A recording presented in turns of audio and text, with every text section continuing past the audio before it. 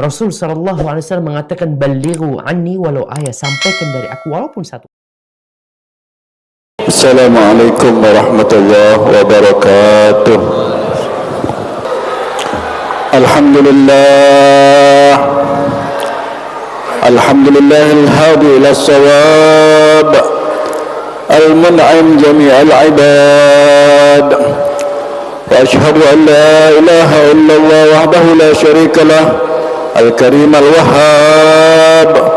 Wa ashhadu anna sayyidina Muhammad abduhu wa rasuluh, man atahu Allahul hikmah wa fasl al-khitab. Allahumma salli wa sallim wa barik wa karrim wa azim ala sayyidina wa maulana Muhammad wa ala alihi wa ashabihi wa man ahya sunnatahu ila yaumil ma'ad. Amma ba'd, fa ya ma'asyiral muslimin, wa inni usikum wa nafsi bitaqwallahi wa ta'atihi la'allakum tuflihun. Qala Allah ta'ala, ya ayyuhalladzina amanu ittaqullaha wa qulu qawlan sadida. Wa qala Allah ta'ala, ya ayyuhalladzina amanu ittaqullaha wal tanzur nafsum ma qaddamat lighat wattaqullaha innallaha khabiran bima ta'malun. Ma'asyiral muslimin wa zumratal hadirin rahimani rahimakumullah. Alhamdulillah, segala bentuk puja, puji, ta'zim, pengagungan kita selalu kita panjatkan kehadiran Allah Subhanahu wa taala. Di hari yang mulia, di bulan yang mulia, di tempat yang mulia, mudah-mudahan kita dimuliakan oleh Zat yang Maha Mulia, karena kita senantiasa mengharapkan ridhonya, karena senantiasa kita tunduk dan patuh kepadanya. Mudah-mudahan Allah Subhanahu wa taala senantiasa memberikan rahmatnya kepada kita semua, amin ya rabbal alamin. Dan salawat dan salam selalu kita persembahkan kepada Nabi yang agung, Nabi yang mulia, salawat yang terkhusus, salawat yang terharum, terindah buat beliau. Mudah-mudahan kita digolongkan bagian daripada umat beliau yang betul-betul kenal kepada beliau, yang betul-betul hafal akan sunnah-sunnah beliau, sehingga kita bisa mengamalkan dan kita hidup dengan sunnah-sunnah beliau. InsyaAllah kita tidak jauh dengan beliau nanti di akhirat, insyaAllah, amin. Kita dapat duduk dengan beliau nanti di akhirat, amin. Kita dapat mendapatkan syafaat dari beliau, amin ya rabbal alamin. Saya sebagai khatib dalam kesempatan kali ini mewasiatkan buat diri saya pribadi terkhususnya dan kepada hadirin sekalian secara umumnya, mari senantiasa kita tingkatkan kualitas takwa kita kepada Allah. Usikum wa nafsi bitaqwallah. Dengan takwa insyaallah kita akan menjadi mulia. Bukan dengan harta kita bisa mulia. Kemuliaan yang hakiki adalah tatkala kita bisa merendahkan hati kita kepada Allah. Kemuliaan hakiki tatkala kita dapat mengamalkan syariat Allah. Kemuliaan yang hakiki tatkala kita dapat mengamalkan sunnah-sunnah Nabi Muhammad sallallahu alaihi wasallam, sehingga kita dapat tergolong menjadi hamba-hamba yang termasuk hamba yang diperuntukkan hidup di dunia untuk ibadah kepadanya. InsyaAllah kita bagian daripada hamba-hamba tersebut, amin ya rabbal alamin. Hadirin mustami'in yang dimuliakan oleh Allah Subhanahu wa taala, Al-Imam Al-Ghazali, beliau pernah mengatakan dalam kitabnya Ayyuhal Walad, beliau mengatakan, wahai anak-anakku sekalian, kalau kalian mau mulia, kalau kalian mau dimuliakan oleh Zat yang Maha Mulia, maka hendaklah kita mengamalkan atau memiliki 4 sifat, 4 kategori daripada amalan yang luar biasa menjadi pedoman hidup dalam kehidupan kita sehari-hari sampai akhir hayat kita. Maka insyaAllah kita akan menjadi dan memiliki sifat yang mulia, menjadi orang yang mulia insyaAllah, amin ya rabbal alamin. Yang pertama yaitu an taj'al mu'amalataka ma'allah bihaitsu law amala laka abduka law amilun laka abduka tarda biha minhu. Yang pertama adalah hendaknya engkau dalam pergaulanmu kepada Allah, taatmu, ibadahmu kepada Allah diumpamakan seperti apabila engkau memiliki budak, yang mana dengan budak tersebut engkau senang apabila budak itu membuat engkau senang. Engkau cinta kepada budak tersebut apabila dia berbuat baik kepadamu, tidak membuat engkau marah, tidak membuat engkau murka, tidak membuat engkau jengkel. Dikatakan beliau, itulah bagaimana status amal kita kepada Allah. Bagaimana status amal kita kepada Allah. Bahkan kita adalah budak yang hakiki di sisi Allah. Kalau kita masih malas untuk mengamalkan syariat, berarti kita membuat Allah murka. Kalau kita masih enggan untuk mengamalkan sunnah, padahal itu jalan yang lurus kita untuk menuju kepada Allah, membuat Allah marah. Kalau kita tidak cinta kepada Nabi Muhammad, cinta dengan kebaikan, membuat jengkel Allah Subhanahu wa ta'ala, maka sebagaimana kita senang untuk dan agar budak kita yang kita miliki itu dapat menyenangkan hati kita, tidak membuat kita murka, begitu pun juga Allah, dan lebih daripada itu, perbaguskanlah hubungan kita kepada Allah Subhanahu wa ta'ala dengan senantiasa mengamalkan syariatnya, dengan mengamalkan sunnah-sunnah nabinya, berjalan pada syariat yang lurus. Maka ini akan membuat Allah Subhanahu wa ta'ala senang kepada kita semua. Dan yang kedua, kullama amilta bin nas ij'alhu kama tarda li nafsih. Setiap kali engkau bergaul kepada manusia, siapapun ia, jadikan patokannya terhadap dirimu perbuatannya. Kalau kita senang disanjung orang dengan perbuatan baik kita, kalau kita senang orang itu berbuat baik kepada kita, maka begitu pun juga kita berbuat baik kepada orang, memuji daripada perbuatan orang, mengungkapkan ekspresi kesenangan kita, terima kasih kita kepada orang itu. Dan begitu pun juga ya, kita tidak senang kalau orang itu mencaci kita, memaki kita di luar.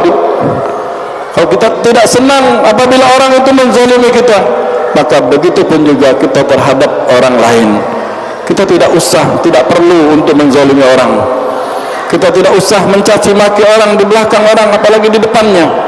Maka niscaya hidup kita akan menjadi mulia, sifat dan akhlak kita akan menjadi mulia. Perbuatan baik masih banyak untuk kita lakukan dan belum mampu kita lakukan secara penuh. Kenapa kita mau merusak hati kita, merusak amal kita dengan perbuatan buruk, zalim, berkata yang tidak baik dan lain sebagainya. Lakukan sebagaimana yang kita senang orang lain berlaku kepada kita, begitupun itu yang kita lakukan kepada orang lain. Senyum indah engkau akan dipandang. Akhlak yang baik akan membuat orang lain senang kepada kita. Itulah akhlaknya dan budi pekerti Nabi Muhammad sallallahu alaihi wasallam. Jangankan manusia, jangankan hewan, batu-batu, kayu, pohon cinta kepada Nabi Muhammad sallallahu alaihi wasallam. Itulah akhlak yang mulia yang kita pun harus mencontoh dan mengamalkan akhlak yang mulia tersebut. Dan yang ketiga adalah idza qara'tal ilma aw tala'tahu yanbaghi an yakuna ilmuka yuslih qalbak. Apabila engkau membaca ilmu, engkau mengkaji suatu ilmu, engkau belajar, engkau dapatkan ilmu, jadikan ilmumu engkau niatkan untuk memperbaiki dirimu, bukan kau niatkan untuk orang lain terlebih dahulu. Ya Allah, aku dapatkan diperintahkan untuk dapatkan ilmu, diperintahkan oleh Nabi dan merupakan sunnah Nabi untuk dianjurkan bersedekah. Maka kita berniatkan, ya Allah, alangkah indahnya keutamaan sedekah. dapat membahagiakan seseorang di alam kuburnya, dapat membahagiakan seseorang pada siratul mustaqimnya, dapat membahagiakan orang di hari akhiratnya, saya akan berusaha untuk beramal. Kita mendapatkan ilmu juga, misalkan kita dianjurkan atau suatu keutamaan akan membaca Al-Quran. Jangan kita niatkan untuk orang lain, niatkan untuk diri kita. Begitu mulia orang yang membaca Al-Quran, begitu indah mulia lisan yang membaca Al-Quran, begitu mulia hati yang dipenuhi dengan Al-Quran, dengan menghafalnya. Maka niscaya diri kita akan menjadi baik. Ya yuzakki nafsak, dan juga untuk membersihkan hatimu, karena kita setiap kali ataupun diri kita penuh dengan penyakit-penyakit hati, penyakit kotoran-kotoran hati yang itu harus kita bersihkan. Misalkan kita mendengar atau mendapatkan suatu ilmu tentang tidak boleh sombong, maka kita niatkan, saya tidak boleh sombong walaupun bagaimana status sosial saya. Ataupun kita pun mendapatkan suatu ilmu tentang larangan daripada berjudi dengan judi online dan lain sebagainya, saya dan anak saya akan upayakan tidak mau menyentuh daripada judi tersebut. Maka niscaya kita akan mulia dengan ilmu yang kita miliki. Karena kebanyakan kaum muslimin, mereka yang banyak ilmunya, mereka yang segudang ilmunya, bahkan mereka pun banyak dan hadir sering daripada majlis-majlis ilmu, tapi mereka tidak mengamalkan ilmunya. Ilmunya tidak bermanfaat buatnya. Ilmu bisa menjadikan seseorang masuk ke dalam pintu syurganya Allah, atau dengan ilmu seseorang bisa masuk ke dalam pintu nerakanya Allah Subhanahu wa taala, wal iyad billah. Oleh karena itu, muslim yang baik, mukmin yang baik, dia tidak suka mengkoreksi orang lain, dia lebih suka mengkoreksi dirinya. Hasib nafsak, hisablah, hitunglah kekuranganmu sebelum engkau akan dihisab nanti di akhirat, sebelum engkau akan dihitung amal-amalmu nanti di alam kubur dan di akhirat.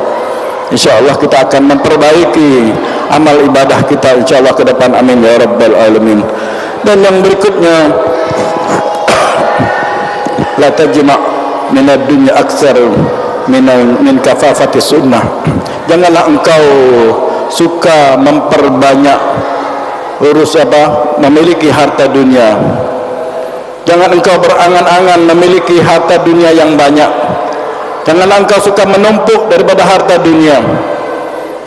Ini merupakan cita-cita, angan-angan yang bisa melalaikan seseorang. Kalau sedikit bagi seseorang itu cukup, kenapa dia mau perlu yang banyak? Kalau dia ada, bisa cukup, bisa bahagia, kenapa dia mencari yang banyak?